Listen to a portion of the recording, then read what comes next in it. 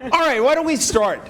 So, an amazing day of talks, and just thank you to everybody who put this together, particularly the Ladders to Cures and the Eric and Wendy Schmidt Center, well represented on this panel, I might say, and to everybody at the Broad.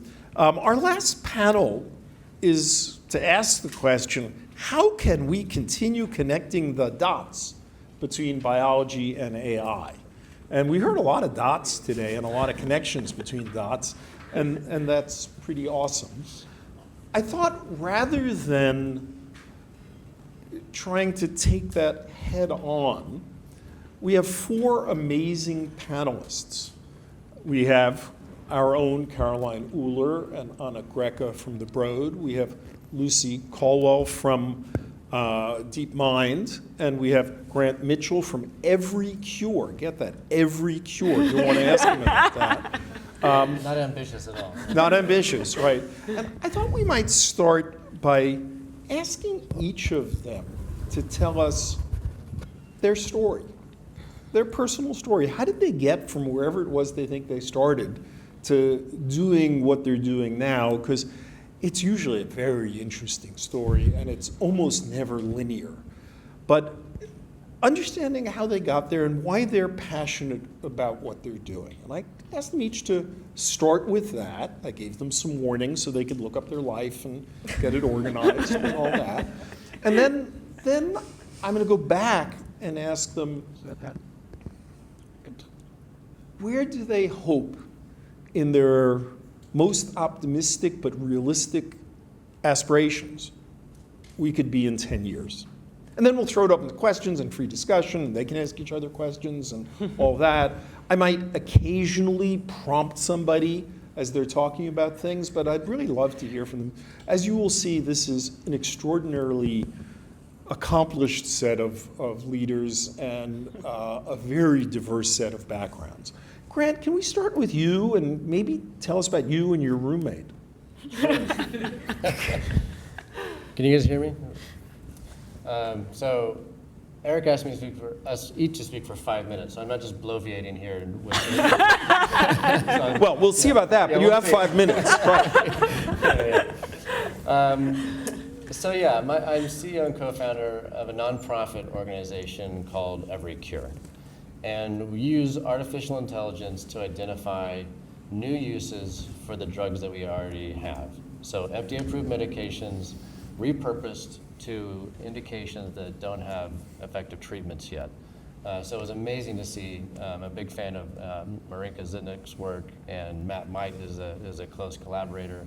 And we try and bring all of these incredible efforts together that are happening. There's so many drugs that are on the 99-yard line that could do more. And there's about 4,000 FDA-approved drugs, and they treat about 3,000 or 4,000 diseases. But as we learned today, there's another 15,000 or so diseases that don't yet have a single FDA-approved treatment. So why do I care about this problem? Well, I went to medical school at the University of Pennsylvania and also did a business degree there at Wharton. And at the time that I was there, my best friend and roommate, who was an incredibly healthy person and former college quarterback, we were in the clinics together in our third year, and he walks into our living room and he says, "Grant, something's wrong. I think I'm going to die." David, what are you talking about? David Feigenbaum, Dr. David Feigenbaum, who runs now a center at the at the University of Pennsylvania Cytokine Storm Research Center. Well, he didn't die because he runs that center now, but he gave it away. But he almost did. 3 weeks later or so, he was in a coma in the ICU, fighting for his life. All of his organs shutting down. A priest came in and read him his last rites, and I hugged him goodbye and never thought I would see him again.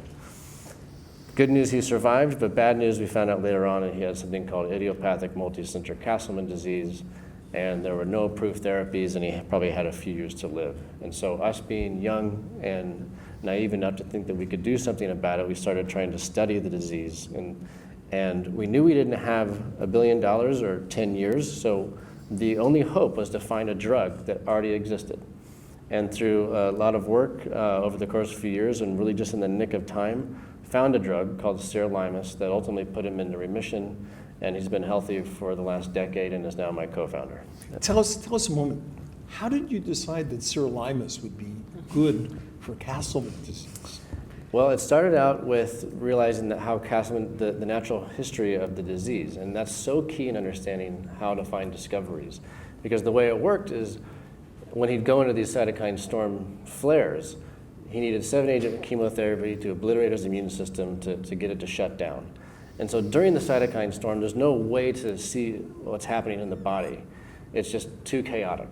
We needed to take his blood and do proteomic analyses to see what might be beginning the cascade.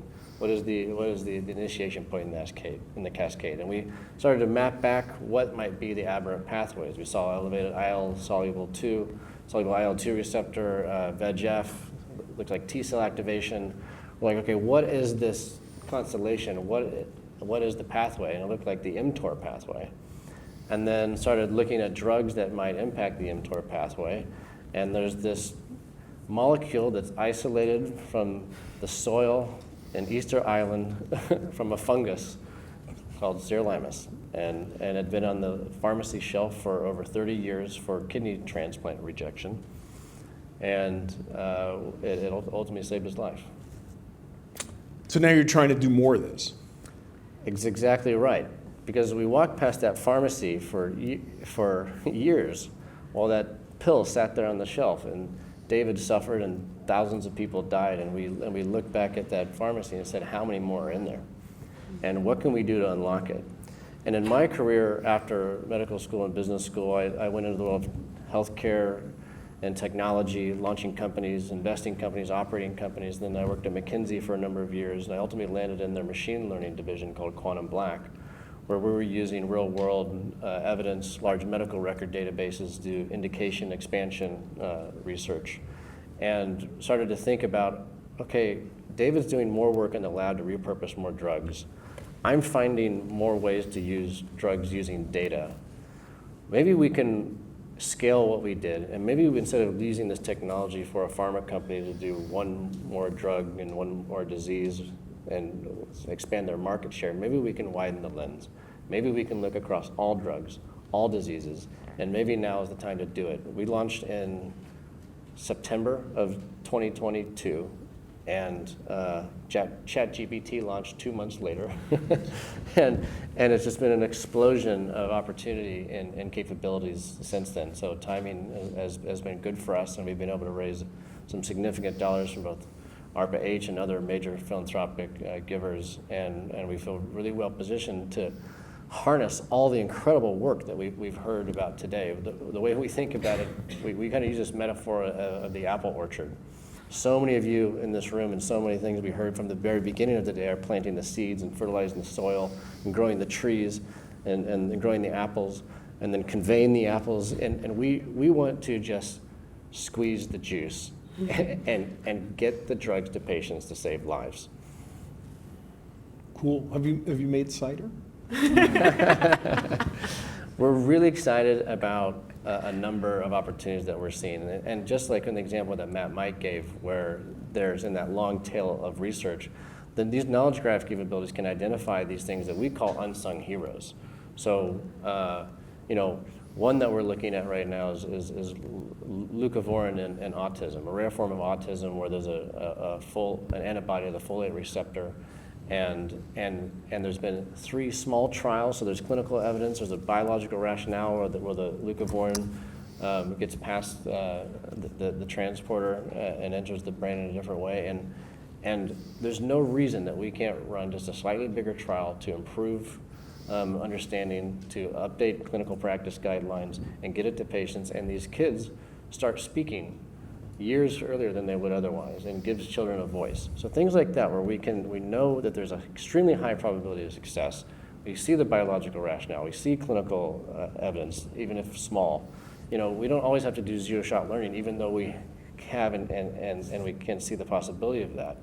There's another more novel case, like Marinka talked about, was zero-shot learning, where we saw adalimumab, which is a TNF inhibitor, and it ranked in algorithms that are very similar to the ones that Marika's developed, number 1 and number 3, two TNF different TNF inhibitors, and no one had ever tried it in Castleman disease. That's why we're confident enough to try this one. And this person was in hospice, probably had days to live, and we said, Try it. everything else was tried. Why not? And that patient, Joseph, is now alive today with his family.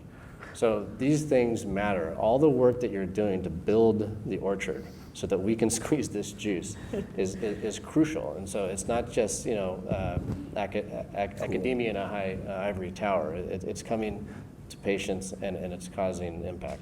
Thank you, Grant. So Lucy, you do something totally different, right? I don't think you've been to medical school exactly, and you haven't gone to business school at Wharton and all these sort of things. But you're a deep mind, and you're at Cambridge University, and you do really interesting things. So tell us about that. Thanks, Eric. Thanks. And I want to say first to Grant, I'm sort of so grateful to hear you say that all of this work is not happening in an academic ivory tower and, really can sort of translate through to have that impact. Because I think it is easy to feel sometimes that, that work is being done. We're publishing papers, we're sort of acquiring knowledge, but like how can we really sort of get it over that line and make it have impact on people's lives? So I have a background. I'm a mathematician by training. I have an undergraduate math degree. I did a PhD in applied math. Here in Boston. And towards the end of that PhD, I was very fortunate to be deeply involved in some of the coevolution work that Alex actually talked about in his talk today. So I was really surprised to see that graphic on your slide. Made a graphic like that many years ago. It was very exciting to be involved in a project where we took large sets of sequence alignments, no structural data at all, and somehow ended up being able to make very exciting predictions in an unsupervised manner about 3D protein structure. Since that work, which was sort of 12, 13 years ago, the field has really gone from strength to strength, and it's amazing to see what people have done with that and the advances that have been made. And I personally, I sort of, found the idea of being able to predict structure very interesting. But for me, it was really important to take a step further and be able to make predictions about molecular function. And so that's the area in which I've spent a lot of time working, and I'm very excited to see increasing interest in that area, both at the molecular level and the cellular level and even the organism level. Being at the symposium and seeing the breadth of work that people are doing and the ways in which biology, sort of basic biology data is being put together with AI, I think is very exciting. So when we were doing this protein work, a decade ago, it was very unusual, and we had a very hard time convincing people that actually we really could build models using just sequences and get out information about structure that was real. There'd been so many sort of people working in this area for a long time, and it had been a very difficult problem.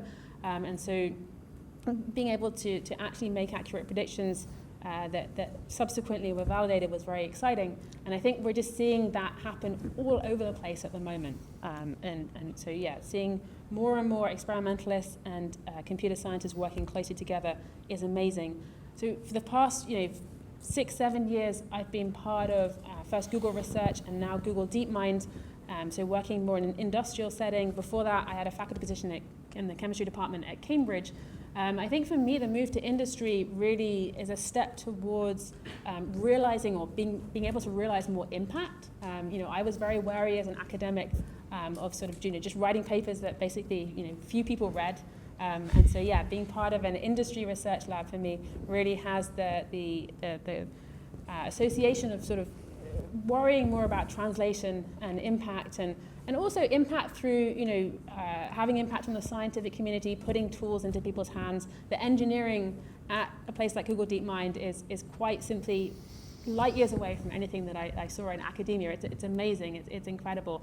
And so being able to convince people with these skills to really invest in and work on these problems and build tools that scientists can then use, I think is an amazing opportunity. So tell us, with this ability to work in this environment and have impact, give us an example or two of something that you've been working on that you're really excited about. That's a great question. So we've partnered a lot with public databases in the way that we've been working most recently. And so, it's been exciting for us to use language models and really generate lots and lots of information about, in our case, proteins. And that's great, and it's exciting to build those models, but actually to be able to take the outputs of those models, have them validated and put in public databases and sort of made accessible to scientists, I think that has been really the best part in some ways of this whole project. So what does a model say that you're excited about? Like, you've talked about being able to predict function. Yep. Give me a function that you predict. So our models literally predict functional descriptions of proteins. So like what? Like it might predict that a protein, is a solute carrier, or a particular kind of membrane channel, or really any kind of like technical description of protein function. And I guess that the kicker here is that, of course there are existing tools for this that do a great job, and yet we still have hundreds of millions of proteins that are simply completely unannotated. And so we see ourselves as filling that gap. So can I give you like a newly sequenced bacteria and you can come back with a pretty good description of 80% of the genes? Yeah. You can do that? Yeah, absolutely. But, and as I say, there are existing tools and they also will do a great job, but we will be able to do more. So, we've done sort of systematic benchmarking and testing against these tools, and there are proteins that our models can annotate that the existing models would struggle with. Do you know why? It's a great question. Alex was very interested in like, why are these things able to do it? So in your case, why? Well, what we find is that when we ensemble our methods with existing methods, the ensemble actually does better than either method alone. So they're somehow picking up on orthogonal signals, essentially. So we look at like the HMMs, for example. Our models are seeing something different to what the HMMs are seeing. So there are cases they can do that we can't do, and vice versa.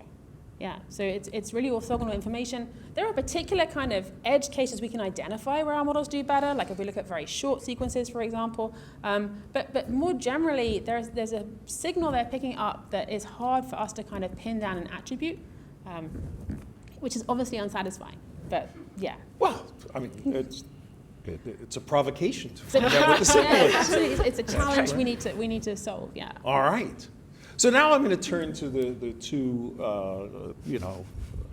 locals here. So, Anna, your path here and how you ended up doing what you're doing and what you're passionate about. You can go back as far as you want. Oh my gosh. But you don't have to. But I know where it starts. Yes.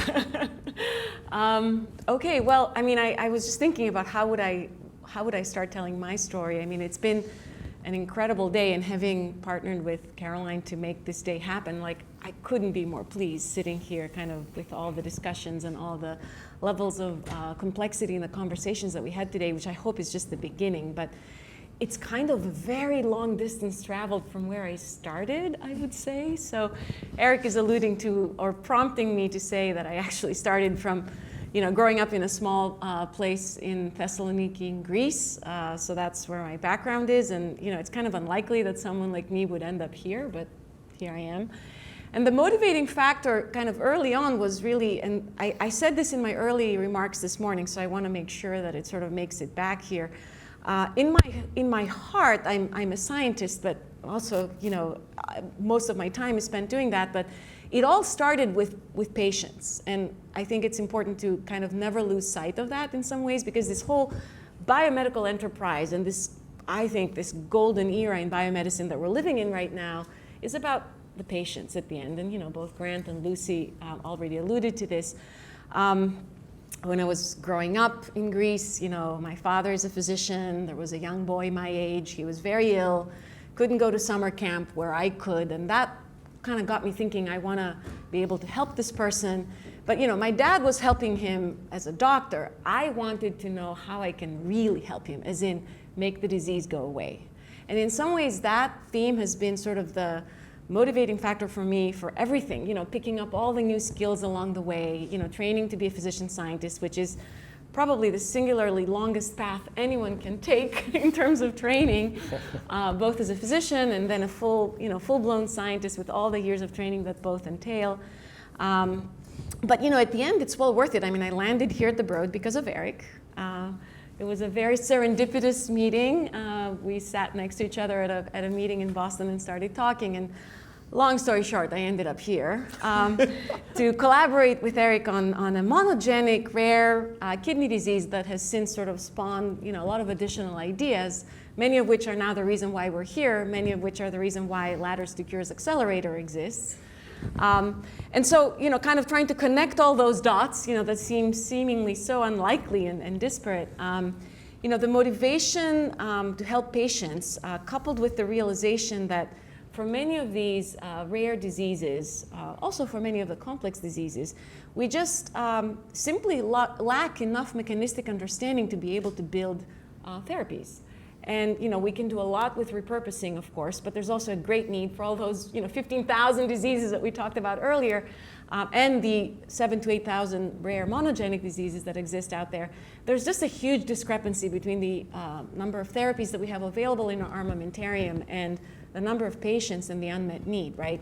And so as a scientist and now trained as a cell biologist, my kind of special interest, and I cheered about membrane proteins because that's really the area of my focus as a cell biologist, but all proteins interest me and all mechanisms interest me. The idea of being able to do that at scale. So, Paul earlier mentioned my favorite sort of phrase to say, like hand-to-hand combat. I trained in hand-to-hand combat, and our team is good at doing hand-to-hand combat with one molecule or one target at a time. And there is a time in drug development where that's really necessary. But there is a whole space in between where now with these incredible tools, we could probably do more. And so biology at scale is what interests me. Mechanisms at scale so that we can understand, genetically defined diseases and ultimately be able to identify what I call nodal pathways. So pathways that connect many seemingly disparate diseases into a central node that then could be targeted for therapies. And I think there's a whole sort of universe of discoveries that await us there. And it comes from, also Mertash mentioned this project Radical that we have ideated and beginning to pilot. This idea of doing systematic perturbations that are, bounded or derived from this universe of all known monogenic diseases, and then trying to really understand their underlying mechanisms in human cells in ways that we can ultimately discover targets. So how many are there, all known monogenic diseases? Oh, well, if you're going to ClinVar and you really want it to be all-inclusive, 100,000, What? Yes, 100,000 So mutations. 100,000 monogenic diseases? Mutations. Oh, no, I want monogenic diseases. 8,000 or 8,000. so genes with many, many mutations in them. So, I think as we begin to get smarter and smarter, we can try to find ways in which we can understand this, reduce this space into something that's much more manageable in terms of drug development. So that's sort of the idea behind this project that, again, Mertash briefly described. But, the motivation for me is to actually execute on this and develop this high-quality human cell perturbation data set that can inform everyone's models and can be sort of released to the world so that others can use it for their own benefit. No one group or one institute is going to come up with the answers, but collectively, as a sort of scientific community, both in industry, nonprofits, in academia, I think that there's an opportunity to learn by developing this resource. And so together with AI, as we have been discussing all day, I think that there's a great need for ground truth in terms of massively parallel perturbations in cells, in highly kind of high quality, well-controlled data that can then help all of us and ultimately can help patients. And so that's kind of my mission now. I think that's sort of. All right. So as you can tell on the panel here, we've arranged this as medical background, math, computer science background, medical background, math, computer science background. So, we're already connecting the dots across here.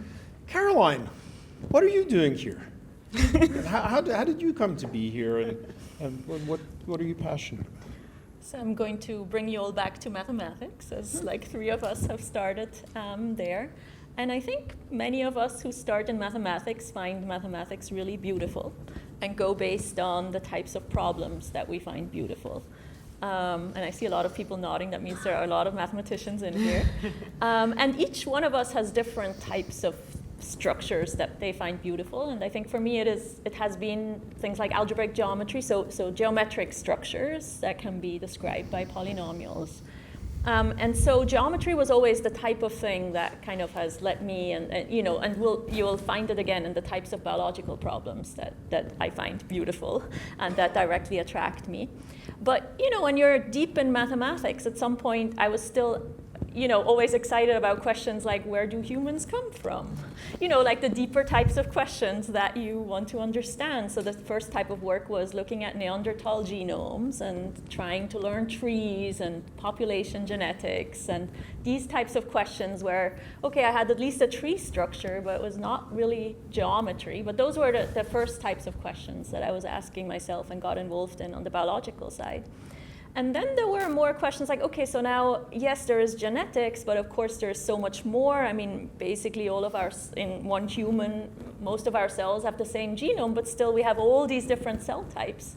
So where does that come from, right? So it's not just genetics, so I need to understand much more.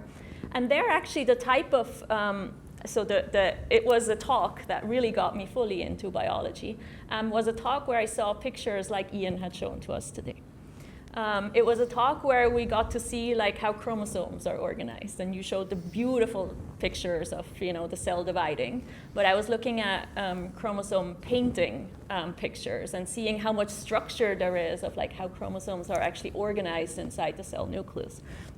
And how this is different, and again, geometry, right? And how, I had seen these textbook images where it was always DNA was like spaghetti inside the nucleus, but it isn't, right? Suddenly I get to see the real images and no, it's not like spaghetti. There is order inside the cell nucleus, and in different cell types it's different, and it has to be reestablished when a cell divides. And so asking questions about how does that work, and how is it that like all these different cell types are, structured differently, and then getting to questions about gene regulation. But thinking about gene regulation always, and we saw this like many talks, right, where we have all the proteins. So gene regulation happens in 3D. So it happens, inside the cell nucleus, and so there is always some structure. We cannot just think of it as chemistry, which I think in biology there was this direct connection more to chemistry when we're thinking about gene regulation, instead of like more the geometric view and the mechanical view of gene regulation. And there, I guess, when you want to start thinking about, well, how do I learn gene regulatory networks? That was then the next motivation for, well, I need, instead of just directed trees and evolution, well, I need directed graphs, right? Directed graphs that tell me like what regulates what. And it's not, I was doing undirected graphs before, but here direction matters for gene regulation. And so that really brought me to causality. So a very nice kind of marriage of the types of questions that we need to ask in order to understand gene regulation and make strides there on the biological side, but then also really deep questions in mathematics. Causality, or actually might be surprising to some of you, actually the problem of learning causal graphs. So, from data on the nodes trying to infer the directed causal networks was actually housed in philosophy, fully in philosophy. So all of the theory that was known at the time on like how can you learn causal networks from data was actually developed by people like Peter Spertus, and because, well, they thought a lot about causality and how much can you get just from observations, right? What are the borders? And association is not the same as causation, et cetera, right? That is housed in philosophy. But then, of course, they never thought about data, right? And so you can imagine, everything was always, although they have data, right? They are learning from data, but then it's always infinite amount of data. Everything we knew was like, yes, you can learn if you have infinite amount of data, and this is what you can learn. And so the first types of things were to show that, well, we don't have infinite amount of data, so what can you actually learn if you don't, right? So then you get to statistical types of questions of showing that it's really, really hard to learn causal relationships if you don't have an infinite amount of data. And so we proved these types of results that, basically you can learn very, very small networks only with, even if you have like 100,000 or 1 million samples, you can maybe learn like networks, gene regulatory networks from scratch without any prior knowledge that are maybe of size 100 or so. And then Aviv came in, and so that's where I was at MIT already as a faculty, and I met Aviv here at the Broad. And so at the time I was, kind of frustrated. I thought, like, there is no way we will ever understand gene regulation. Like, simply, like, I can prove to you that you cannot learn it, right? So if you just have observational data, you simply cannot, you will never have enough samples to actually learn these gene regulatory networks. And so that's when she was developing Perturb-seq, very early on, when she was really in the middle of it, and trying to, well, you know, at some point we will be able to do large-scale perturbations. And so then the questions become, well, how much can you actually learn with interventions? Like, no field had perturbations available, like at this scale. Yeah. Or was imagining to have, you know, perturbations available at this scale. And so that requires a whole new thinking in machine learning. Like, you know, it was all based on always associations, and you can actually push, you know, it's always about prediction and just associations, and that's basically has for a long time been the end goal.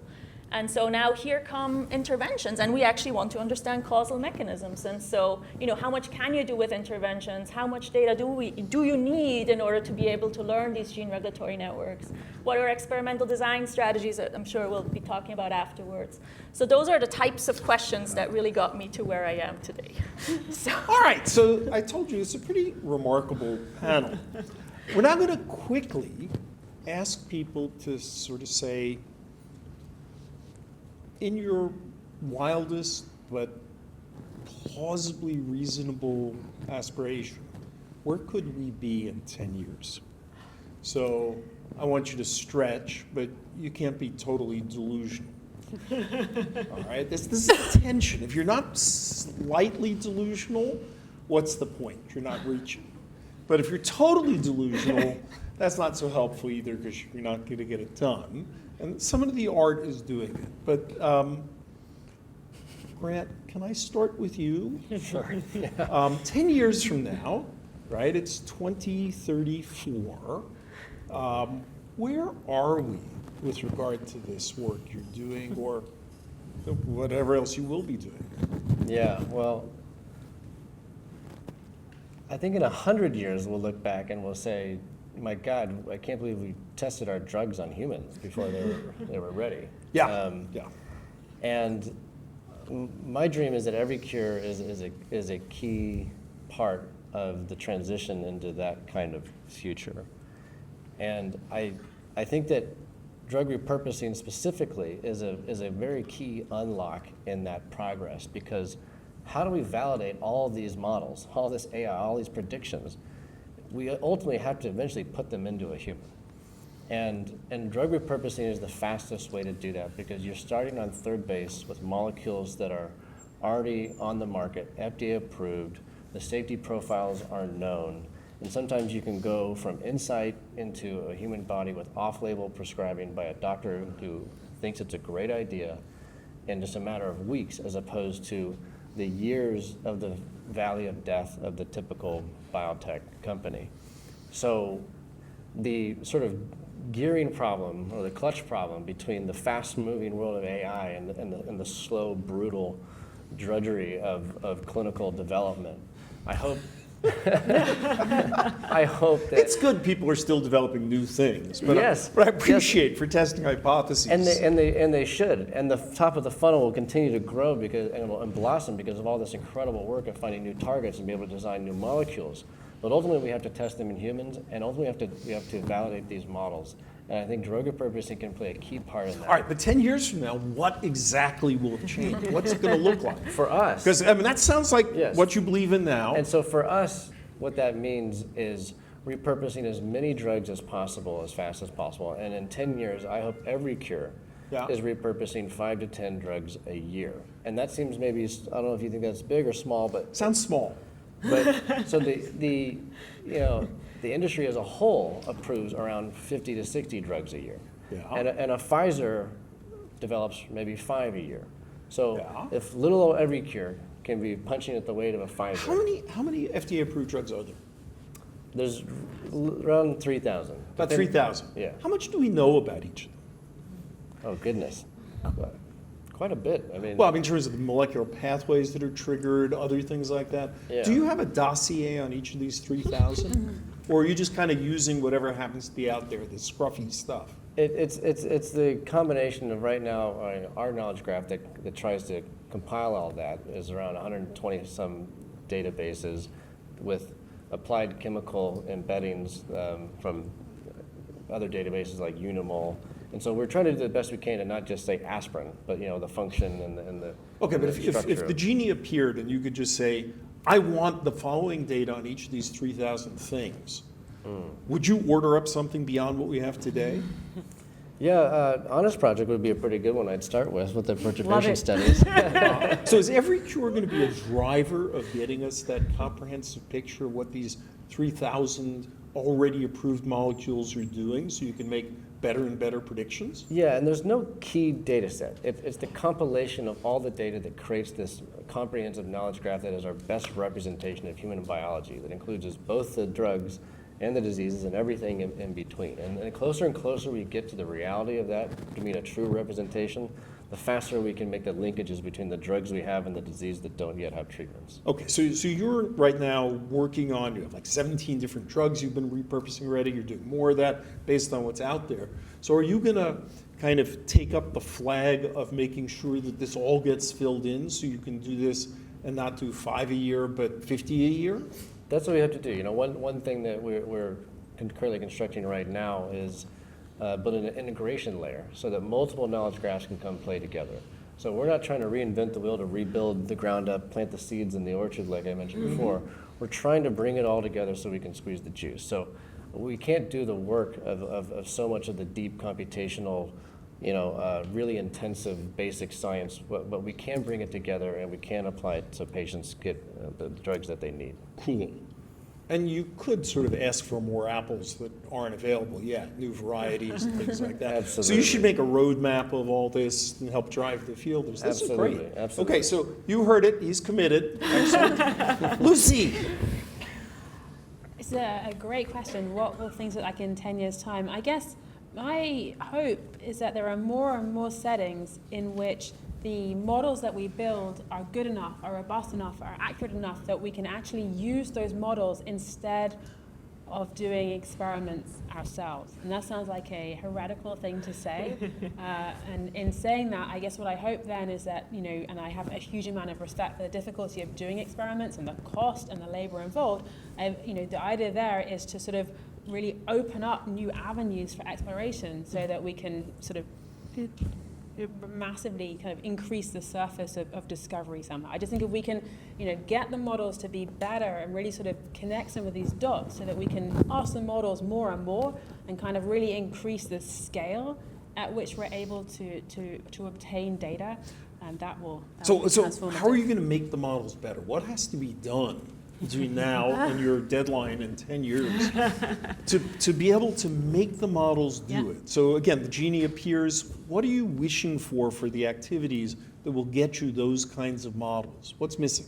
I think, to be honest, kicking the tires of the models is really important. So figuring out their limitations, figuring out where they don't work well. And so often, we publish and we write papers about how great our models are, and we kind of, don't interrogate those corner cases where the models really aren't working well. So what does that take? God forbid experiments? Somehow there needs to be, we need to incentivize people to figure out where their models are broken, right? Or Okay, where so they're not how are working. we going to make the world get so much faster at figuring out where the models are broken and doing the experiments to fill in the corner cases and all that? What do you want done to speed this up tenfold? That's a great question. I feel like if I knew the answer to that, I could solve many problems. Connecting the dots, the name of the symposium is So a would good... automated laboratories in which, does that have a solution? Is there some other, so you're screwing up your face on that. You're not nuts about that one. I don't know. I don't know enough about laboratory science maybe to understand the best way in which those can be used. I do think these models that can kind of interrogate and summarize the literature for us perhaps play a big role in being able to guide hypothesis development and what sort of the steps people take and what they study. But yeah, no, I'm not saying that I know how this will happen, but I do think it's really important, and it has a lot to do with sort of very organized data collection and curation and appreciation, I think, for that side of things. But yeah, I think there is a future in which that really does actually happen. So is this something like Google DeepMind should bring people together to ask what, as a field, we should do to be able to validate all these things and speed it up by a factor of 10. Is that, I mean, obviously you don't speak for the company, but I'm just asking to speak for the company. So go right ahead and speak for the company. So is that something they should do? So let's be very clear, I do not speak for the company. I'm not sure why Google DeepMind would be particularly well placed to do this, but I do think that there's a need for players to come forward and, It has and take that convening role. power. If it said, we want to discuss this, would people come? Of course they'd come. I think that's a great suggestion, and maybe that's a role for players, industry players like this. Cool. Okay, so we've got another commitment. Somebody's writing these commitments down. Excellent. Anna? Okay, in thinking how to answer this question, the first thought that came to mind is I'm hoping in 10 years we are here celebrating the 10th anniversary of Connecting the Dots Symposium, right? But That then seems achievable. it got me thinking, no, but then it got me thinking, Oh, okay. the layer on top of that is what would be discussed at that time, right? So you're And- putting together the program already. Yeah, like what would that look like, right? I mean, it's Cool. kind of amazing to think about, because if we just take stock of the first inaugural, symposium that I was so grateful to Caroline for agreeing to co-host with me, we went from atoms to humans and sort of everything in between, but there are a lot of gaps, I think, in scaling. I mean, Lucy put it very well in her talk about sort of all the things that we have to do, but the gaps that exist between atoms and molecules and proteins and then cells and then organisms, So I guess one easy, and I realize I have to be more granular because Eric would never accept that as an answer, but one easy answer would be, we have to really have, fill in all those gaps with data, whether that's, actual physical data that we experimentally derive, or whether it's, some of that and then informing the models so that they're better and more predictive and therefore connecting between those different scales. But my aspiration would be that in 10 years that's like a solved problem. And so from my kind of little corner of the world, I think, we described earlier Project Radical. So the idea is, to take all monogenic missense and nonsense mutations and the ability to sort of experimentally interrogate all of them so that we understand the underlying mechanisms that they trigger, how they break circuits inside cells, with the implication that then we can fix those circuits, right? So I'm hoping that we actually have fully understood that in such a way that in 10 years, someone could walk in here and say, in this molecule, in this ion channel, since, it's my beginnings in science, if I had this, mutation, any amino acid, an alanine is changed to a glutamine here, what would the cellular consequence of that be? What would it do? What would it do to the cell? What would it do to an immune cell, and what would it do to a neuron? And we would be in a position to have full grasp of that knowledge. And That's that very information, concrete. right? I mean, that would be incredible, because then you can imagine how empowering that would be in terms of understanding how that affects, and remember, we can know how it affects the molecule, the cell, and the organism, right? So you can imagine just massively accelerating our ability to build treatments for anyone who walks in with any mutation. I will take that as a commitment. Excellent. Yes. So now we have another commitment on the table here. That's excellent. And, I'm in trouble, but yes. thinking about 10 years, just for reference for the audience, give or take about 10 years ago, 10, 11 years ago, we didn't have single cell Right. RNA sequencing and we didn't have CRISPR. Right. Yeah. You now can't imagine biology without both of those, but that's only 10 years. You can go back 10 years before that, we just got a finished sequence of the human genome. And nobody can imagine doing anything without that. So 10 years is, a lot can happen in 10 years if you get to work right after this panel is over. Yeah. Oh, absolutely. Caroline?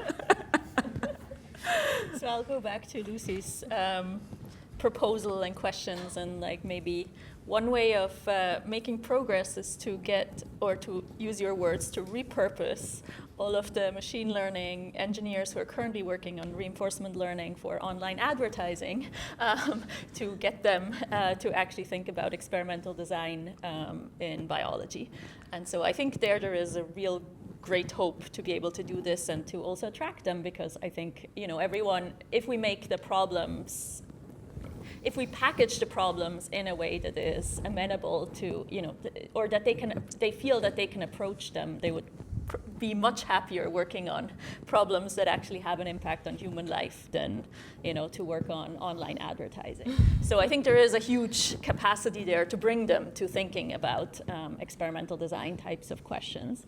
And going on in terms of kind of connecting these two things.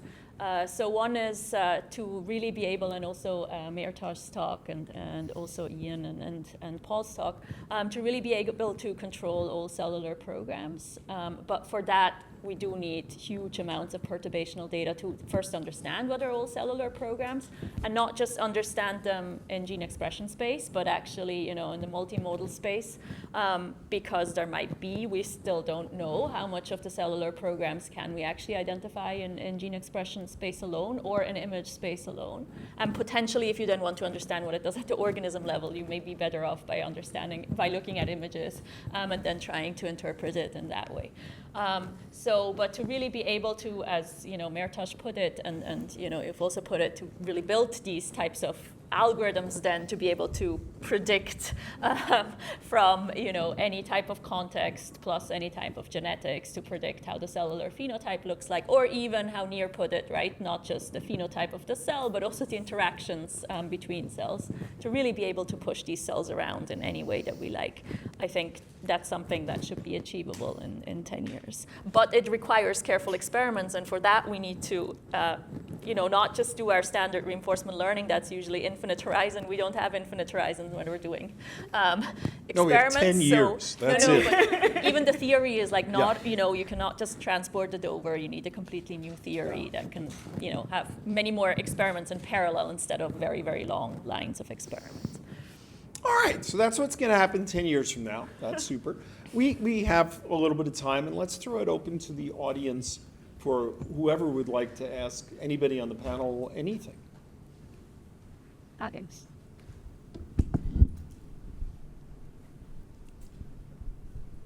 Hi, I have a very simple question.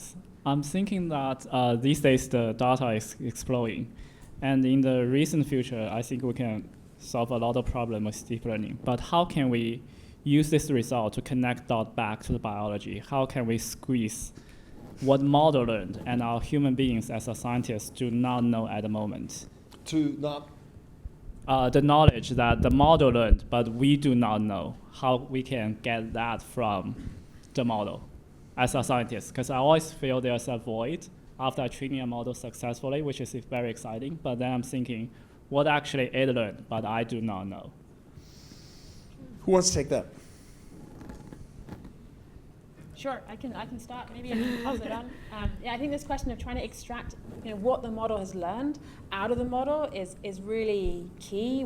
So much at the moment we think of these models as black boxes, and being able to interrogate them is surprisingly difficult and frustrating. Figuring out how to do that, I think is really important. I myself, I've been surprised at how hard this is, basically. Like, I've worked quite a bit on sort of attribution and trying to develop methods for interrogating the models. So far I've come up with basically understanding how hard it is.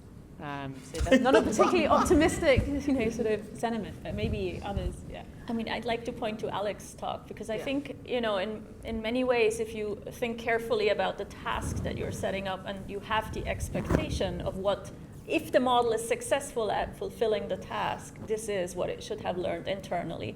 And then you can actually visualize that by, learning a very simple map where you use a little bit of supervision just to go from the attention heads to actually really figuring out which ones of the attention heads are capturing exactly what you thought the model has to be learning in order to be able to successfully, try to, fill in like all of the missing amino acids. And so I think that's a really beautiful structure of, you can visualize that the model really learned what we're hoping it to learn, right? Which is the context. We cheat up with what we told the model to do, but this model can also learn things that we didn't tell it. But here it wasn't told, right? Well, but for example, you were saying? For example, in Matash's talk, we didn't tell cellular to learn the binomial distribution, and actually, and that relationship. That is could be beyond what we expected. How can we take advantage of that to advance our human knowledge. Cool. All right, so I think the general point of that we should hold on to. I want to make sure we get some other voices in. Who else? A young woman. Oh. We got one down here. Oh, we got one back there. Good. These. Thank you. Based on current development of AI, high-throughput biology, digital twins, and causal network analysis, knowledge, and philosophy, so we can patiently hope that by combination of currently available repurposed drugs, we can treat nearly every possible diseases. So I want to raise a simple mathematical question. How many drugs can be combined at a minimum to treat 80% of current diseases? 80% of what diseases? Current. All diseases. All 80%. diseases. Yeah, all 80% of them. And will this question change the answer after 10 years? It's a, I'll try. You try that. And would you pass the microphone to the person behind you? I won't give the answer, but I'll give a couple of data points that may help. So if 3,000 to 4,000 drugs and 18 to 20,000 diseases, if there's 20,000 genes and 100,000 proteins, and a small molecule doesn't just hit one target, but hits maybe 30 targets, and all these overlapping mechanisms are at play, what do we estimate the current drugs that we have, how many more diseases might they be able to treat? Is it 2 to 3 more each? And if so, we're getting close, closing in on over 50%, 60% of the diseases that are currently out there. So I think that you could approximate that if you were able to fully repurpose every current drug, that you'd get pretty close to that. So we don't need any more drugs. We just need to put them together in the right combinations. You can get pretty far with what we've got, is our hypothesis. Yeah. Cool. That's exciting. Yes. There's two. There's some up there. Yes. We'll take one up there and then down here. Okay. Hi. I have a question for Lucy. So you've seen both sides of academia and similar research being applied in industry, and there seems to be a growing gap between the two in terms of what you can do computationally given the resources available. Where does academia go from here to not make that gap become too big and still produce relevant results? Or do you think that computational constraint is a kind of productive pressure that actually leads to more innovation? Yeah, that's interesting. I mean, actually, part of the reason I moved from academia to industry was at Cambridge, they refused to give me more than 32 megabytes of RAM on the website. At that point, I decided that really it was time to So I don't know if that constraint is useful necessarily. I do think it can really make people innovate, but I think increasingly our compute needs in academia will likely move to the cloud, quite honestly, and so we'll be able to, we'll move past the sort of realm of, people actually in server rooms kind of swapping out racks and whatever happens sort of at the moment, and we'll move more and more to using these managed facilities that really give you access to huge amounts of compute if you can pay for them. I also sort of hope that Footnote. Yes. hope that more and more we'll be able to use resources for inference without having to necessarily train models. I mean, training uses enormous amounts of compute, electricity, and so on and so forth. And the more we can sort of reuse models and fine-tune them a little bit versus having to train them from scratch, I think that will be helpful. But that is a good and important question. Repurposing models. Yes. A lot of repurposing going on. There's a question here.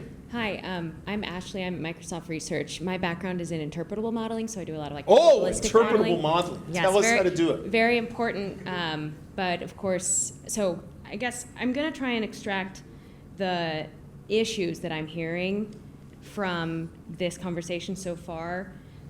One is making a bridge between research and preclinical development. So between both you, Grant, and you, Lucy, you guys were talking about this massive gap.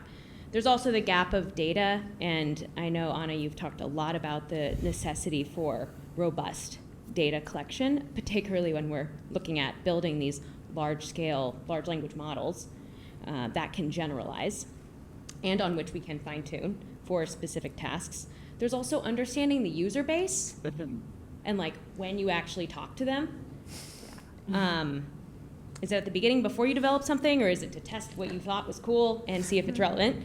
And then model regimes, as you guys were talking about, where does something break, and what is a meaningful underlying benchmark?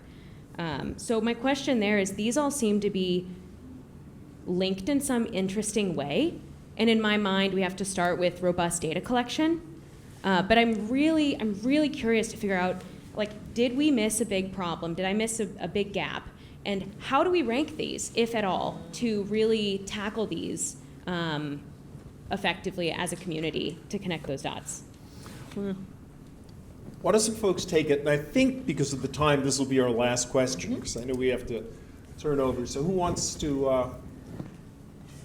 Well, maybe I could take a stab at this just to say the inspiration for this symposium and for sort of, bringing all of us here together. I mean, I kind of came into this fully cognizant of the fact that there would be some of us who would understand some aspects of the symposium more than others, and vice versa.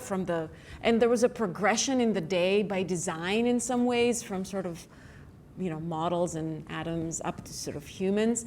And so, just to say that there's this incredible complexity, and all the problems are probably important, and linked by the fact that I think the answer probably lies in continual dialogue between all these different parties who are here today. So I don't think that we can each go back to our own sort of groups or labs and work in isolation and then check with each other again in some sort of long interval time, and certainly not in the 10-year timeline that Eric gave us. I think that there needs to be, I think this is the unique opportunity that we have now to seize this kind of golden era, as I call it, and sort of think about how, whether DeepMind is the convening place, the Broad, or both, or others, MIT, Harvard, any other institution out there, I think that this is the kind of conversation that needs to be taking place. And for that reason, I am personally incredibly grateful that we had the chance to be here together today. So I think that's part of the answer. I'm sure my colleagues will have other thoughts on the topic. Any other closing thoughts? For me personally, that piece about the user and understanding the user needs kind of before we build the technology, that is really important. And figuring out how to do that, I think, is important. Yeah. Yeah, I'll say something to the user, because we generated all these scores. Is this drug going to treat this disease? This mechanism of action? What do you do with it? What's next? And so I built this AI team that's helping create those predictions. And then I've got this medical team over here that wants to take them all into the clinic. But the medical team is totally overwhelmed with 75 million possibilities. And what does a 0.95 versus a 0.85 mean to them in terms of this score? So, what we've actually found useful is to apply filters that don't seem like magic like some of this stuff does, but it's just very strategic. And filters on feasibility, filters on, okay, let's just get rid of all the steroids for inflammatory diseases. We're not going to focus there. Let's get rid of all the antibiotics for infections. And so let's start doing things, and let's focus just on the diseases where we know there's a real suffering. And these are kind of mission alignment things. And now let's use large language models and agent models to build evidence packages that can fast track some of the work of the medical team. So bringing all of this amazing work that led to these predictions into the reality of what's going to impact patients the most, and can we reduce the solutionscape to a manageable universe of a few thousand that a crack team of medical experts can really advance. Super. We are going to move directly to closing remarks that will be given actually by Anna and Caroline. But I first want to thank the amazing panel and all of you for being part of this. Thank you, guys.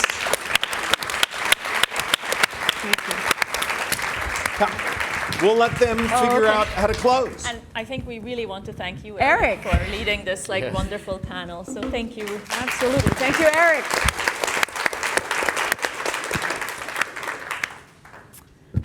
I think think we want to keep it short and move on to receptions, but really just thank all of you for a really, really wonderful day, from all of the speakers for making it, a really exciting day, telling us about your science. And, I think we saw a lot of different synergies of going all the way from genetics, all the way to the questions into cellular level, all the way to then tissues or cell-cell or communication, and then, of course, in the organism level, and a lot of open problems. So the discussion has only just started, and we'll have many of these more. Mm-hmm. So hopefully we'll see many of you much more often here at the Broad. And of course, we'll also want to work much more to develop this community and all these interfaces. Thank you. Exactly. Perfectly said. I just want to thank all of you for joining us today, and especially also thank all the people behind the scenes who made the symposium possible.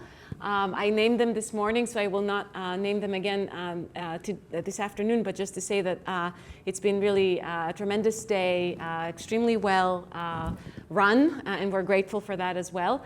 And I think that we're committed to coming together at least in a year from now, if not sooner, in smaller groups to discuss some of these topics. So thank you all very much for coming.